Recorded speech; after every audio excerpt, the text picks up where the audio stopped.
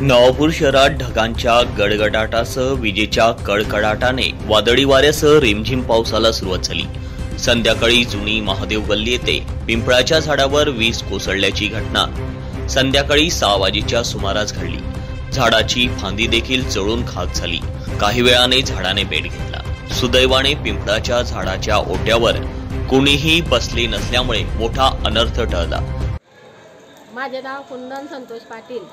आज आमच्या महादेव गल्लीमध्ये मी कपडे काढत होती। अचानक तिथे रस्त्यात उभी राहिली तर झाडासमोर आमच्या समोरच्या झाडावर जोराच्या एकदम उभा झाला आणि एकदम वीज पडल्यानंतर असं टच झाल्यानंतर पूर्ण उभा झाला आणि धूर निघाला। सगळ्यांच्या कोणाच्या टीव्या उडाल्या, कोणाच्या इन्व्हर्टर उडाले, कोणाचे पंखे उडाले आणि आज आमच्या पायापर्यंत चिमण्या उडाला। आमच्या बी आज जीव धोक्यातच होता, पण परमेश्वराच्या कृपेने आमचे झाडाखालचे घर बी वाचले आणि आम्ही पण वाचलो।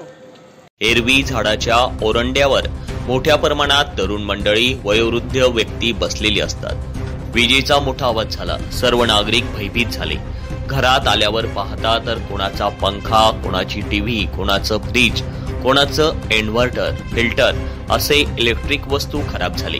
नागरिकांचे यात मोठे नुकसान झाले आहे। काका अचानक वीज पडली हां आणि लाईट सगळे बंद झाले ने फ्रीज पण बंद पडला, आमच्या टीव्ही पण पाणीचे पण सगळं बंद झालं।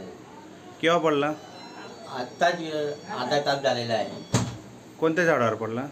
पिंपळाच्या झाडावर। कोणता एरिया हा? महादेव गल्ली आहे। झाडावरून धूर देखील येत असल्याचे सांगण्यात आले।